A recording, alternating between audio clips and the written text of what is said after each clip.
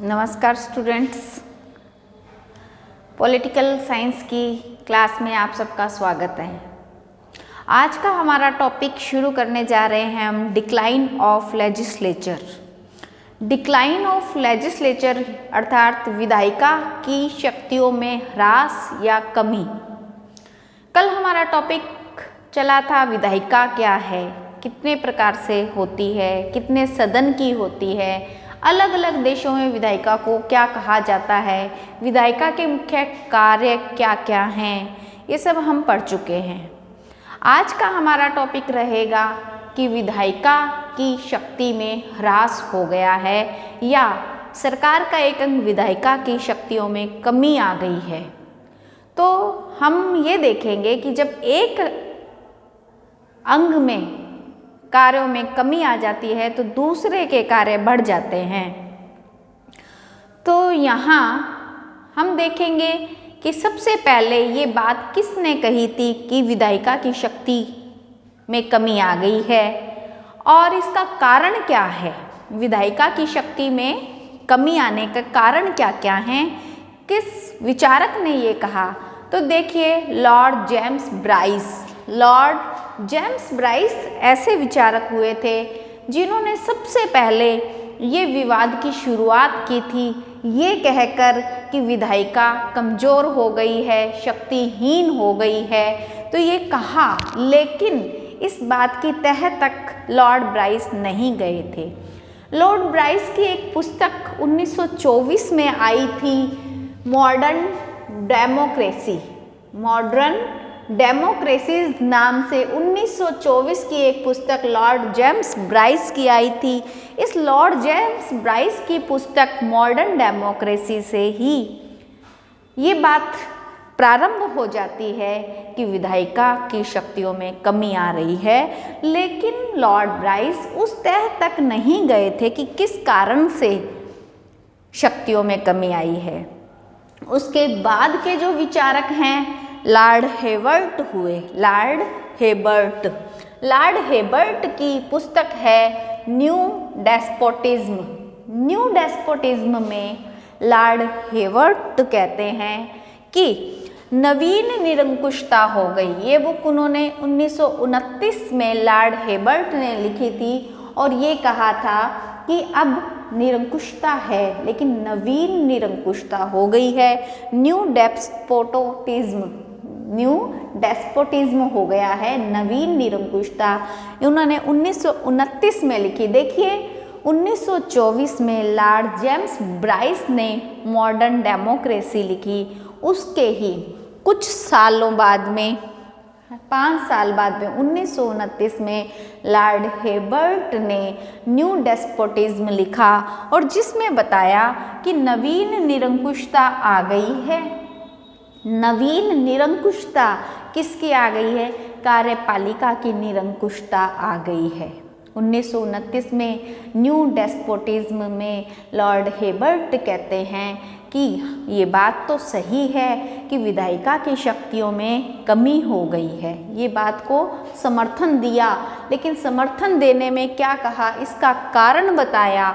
Lord Herbert ने new despotism में विधायिका की शक्तियों में कमी होने का कारण बताया प्रत्योजित विधायन।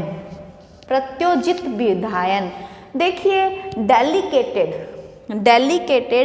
लेजिस्लेचर।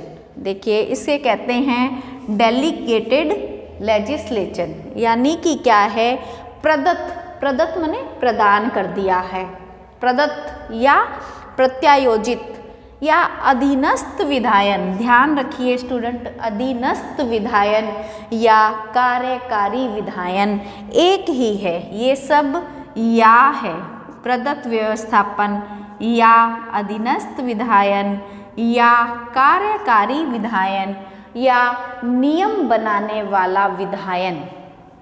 नियम, और इसे यदि एक ही शब्द में याद करना है तो इंग्लिश में डेलीगेटेड लेजिस्लेशन याद करना है, लेजिस्लेशन याद करना है।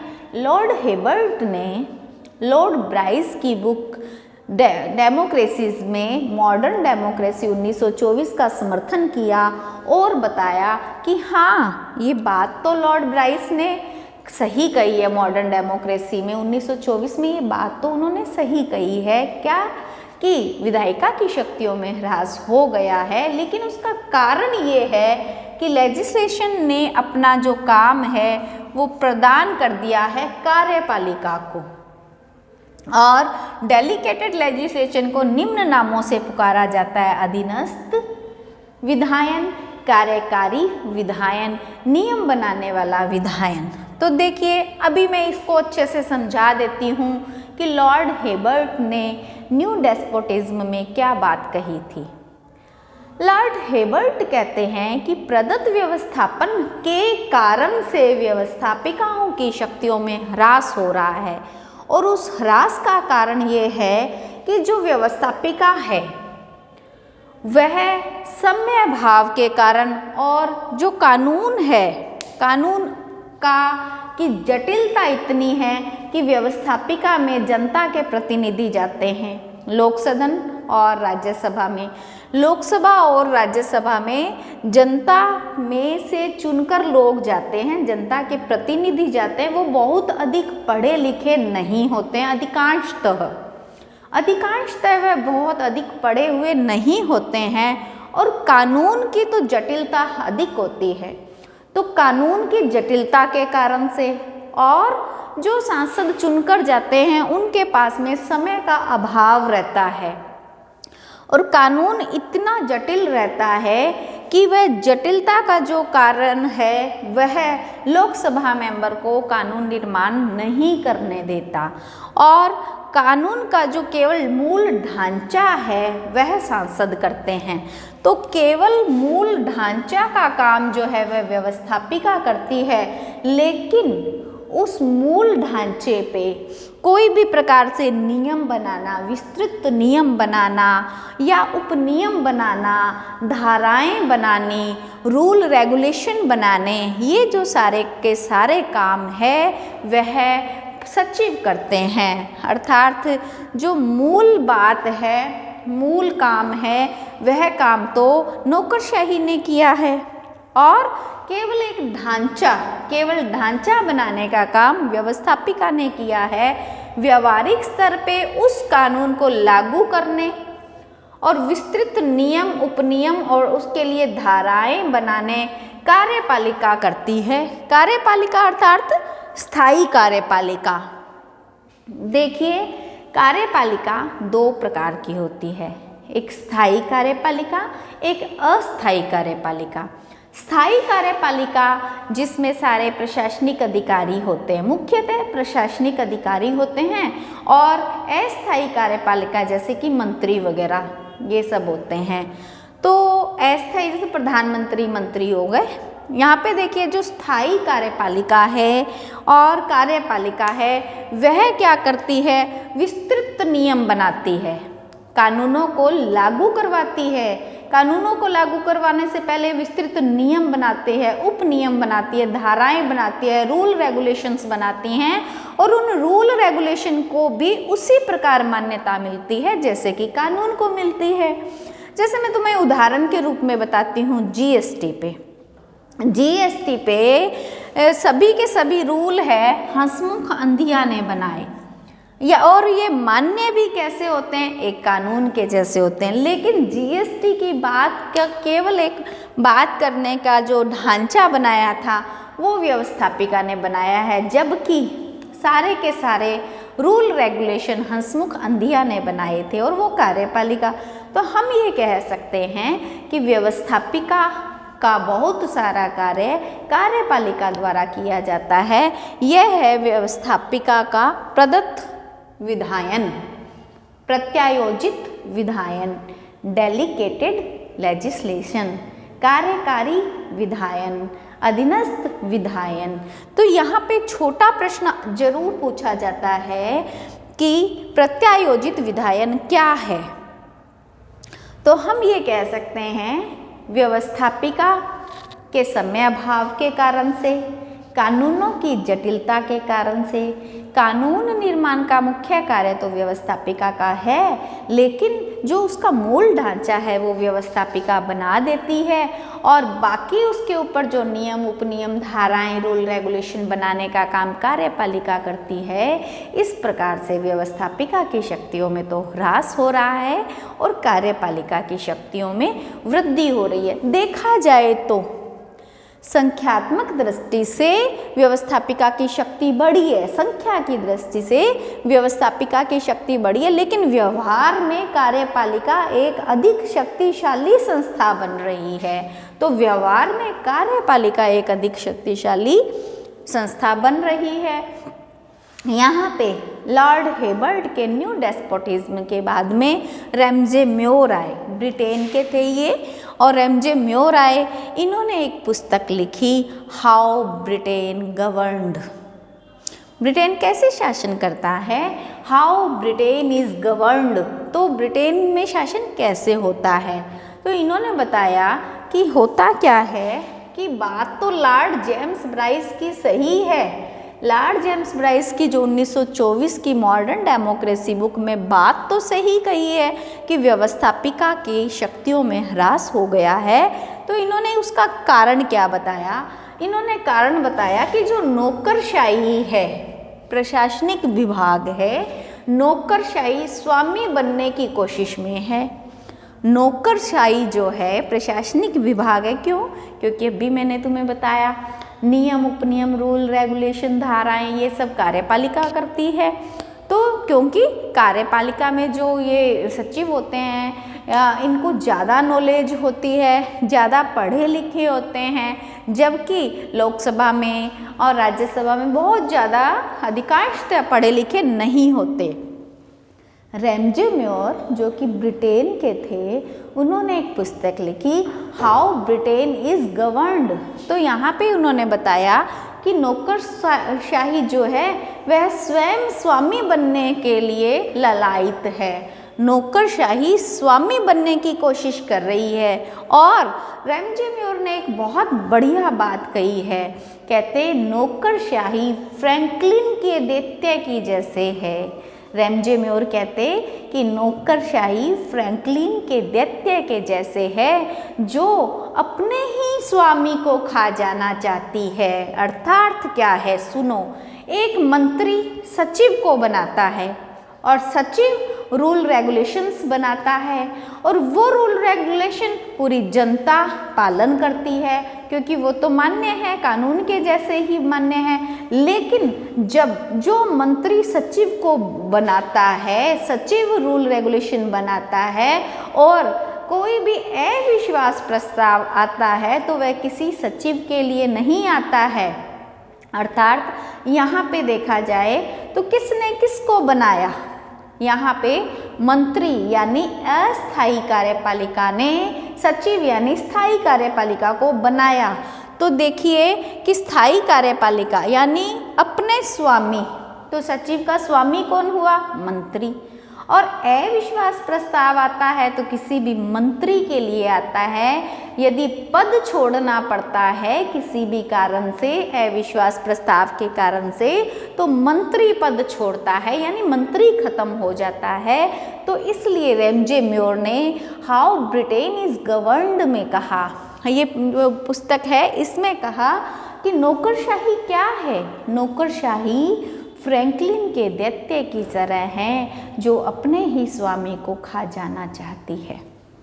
यहाँ पे हमने इसे देख लिया कि यहाँ पे कोई भी अविश्वास प्रस्ताव मंत्री के लिए ही आता है और मंत्री को ही अपना त्याग पत्र देना पड़ता है। इस वजह से रैमजे म्योर ने भी किया। देखिए लॉर्ड ब्राइस ने 1924 में मॉडर्न डेमोक्रेसी में इस बात को लेकर आए। हेबर्ट ने न्यू डेस्पोटिज्म में ये बात को कहा सही है, प्रदत्त व्यवस्थापन के कारण से ऐसे हुआ है। उसके बाद में रैमजे म्योर ने भी हाउ ब्रिटेन इज गवर्न में कह दिया कि नौकरशाही वास्तव में फ्रैंकलिन के दैत्य के जैसे है जो अपने ही स्वामी को खा जाती है। अर्थात नौकरशाही ही आगे बढ़ रही है, नौकरशाही ही व्यवस्थापिका से अधिक कार्य करता है। ब्रिटेन में how Britain is governed, Britain में नौकरशाही ही सब गवर्नमेंट चला रही है, ब्रिटेन में नौकरशाही ही सब कुछ चला रही है। यहाँ पे फिर आते हैं क्रॉसमैन। क्रॉसमैन की पुस्तक है नौकरशाही लोकतंत्र। क्रॉसमैन ने दिया नौकरशाही लोकतंत्र। यहाँ पे देखिए प्रतिनिधि लोकतंत्र नहीं है ना, रिप्रेजेंटेटिव डेमोक्रेसी नहीं है, बल्कि क्या है, ब्यूरोक्रेटिक डेमोक्रेसी है। ब्यूरोक्रेटिक यानी नौकरशाही। तो डेमोक्रेटिक तो है, डेमोक्रेसी तो है, लोकतंत्र तो है, लेकिन जहाँ प्रतिनिधि लोकतंत्र होना चाहिए वो नहीं है, बल्कि क्या है, ब्यूरोक्रेटिक डेमोक्रेसी है। तो क्या कहेंगे, ब्यूरोक्रेटिक डेमोक्रेसी तो हावी हो रही है, आगे बढ़ रही है, शक्तिशाली हो रही है, पावरफुल हो रही है, लेकिन रिप्रेजेंटेटिव डेमोक्रेसी कमज़ोर हो रही है। तो यहाँ पे एक नोट करने की बात ये है कि जो क्रॉसमैन थे, क्रॉसमैन ने कहा था संसदीय शासन व्यवस्था। संसदीय शासन व्यवस्था कहने को तो संसद या व्यवस्थापिका ऐसा होता है कि व्यवस्थापिका में से कार्यपालिका बनती है, व्यवस्थापिका में से कार्यपालिका बनती है, तो प्रधान व्यवस्थापिका है। लेकिन क्रॉसमैन ने बताया कि संसदीय शासन व्यवस्था एक प्रधानमंत्री सरकार है। संसदीय शासन प्रणाली क्या है, प्रधानमंत्री, और प्रधानमंत्री क्या है, कार्यपालिका। तो कार्यपालिका की अधिक चलती है बजाय व्यवस्थापिका की। तो संसदीय शासन प्रणाली को प्रधानमंत्री शासन कहा क्रॉसमैन ने, और उन्होंने दिया ब्यूरोक्रेटिक डेमोक्रेसी। तो देखिए हमने किया कि व्यवस्थापिका की शक्तियों में ह्रास हो गया है, और हमने देखा कि इस विवाद को शुरू किसने किया। फिर हमने देखा कि लॉर्ड ब्राइस के बाद लॉर्ड हेबर्ट ने क्या कहा, लॉर्ड हेबर्ट के बाद में रैमजे म्योर ने क्या कहा, क्रॉसमैन ने क्या कहा। अब हम देखेंगे कि जो व्यवस्थापिका की शक्तियों में ह्रास हो रहा है उसके कारण क्या क्या हैं। तो देखिए पहला कारण तो हमने देख ही लिया कि ये जो है डेलीगेटेड लेजिस्लेशन, या ये पहला कारण है। और दूसरा कारण क्या है, नौकरशाही अधिक प्रभावी है। और तीसरा कारण क्या है, कार्यपालिका का कार्यक्षेत्र बढ़ता जा रहा है, कार्यपालिका का कार्यक्षेत्र बढ़ता जा रहा है। और फिर है कि कानूनों की जो शुरुआत है वो कार्यपालिका द्वारा की जाती है, कानूनों की शुरुआत कार्यपालिका द्वारा की जाती है। और अध्यादेश की जो शक्ति है राष्ट्रपति द्वारा 1, 2, 3 आर्टिकल में जो अध्यादेश की शक्ति है, ये भी राष्ट्रपति क्या है, कार्यपालिका। तो अध्यादेश की शक्ति भी व्यवस्थापिका की शक्ति को कम करता है। इसके अलावा देखिए कानून निर्माण का कार्य तो व्यवस्थापिका का है, लेकिन व्यवस्थापिका के एक सदन से फिर दूसरे सदन से फिर राष्ट्रपति के पास में कोई भी बिल जाता है, उसके बाद कानून का निर्माण होता है। लेकिन राष्ट्रपति की जो वीटो पावर है वो भी व्यवस्थापिका की शक्ति में ह्रास करती है। तो इस प्रकार हम देखते हैं कि कैसे कैसे व्यवस्थापिका की शक्तियों में ह्रास हो रहा है। तो देखिए कुछ पॉइंट हमने कर लिए हैं और कुछ पॉइंट हम नेक्स्ट कर लेंगे। तो आज अभी इस क्लास में यहीं तक, फिर नेक्स्ट क्लास में भी हमारा यही टॉपिक चलेगा कि व्यवस्थापिका की शक्तियों में ह्रास के कारण क्या क्या हैं, व्यवस्थापिका की शक्तियों में ह्रास के कारण।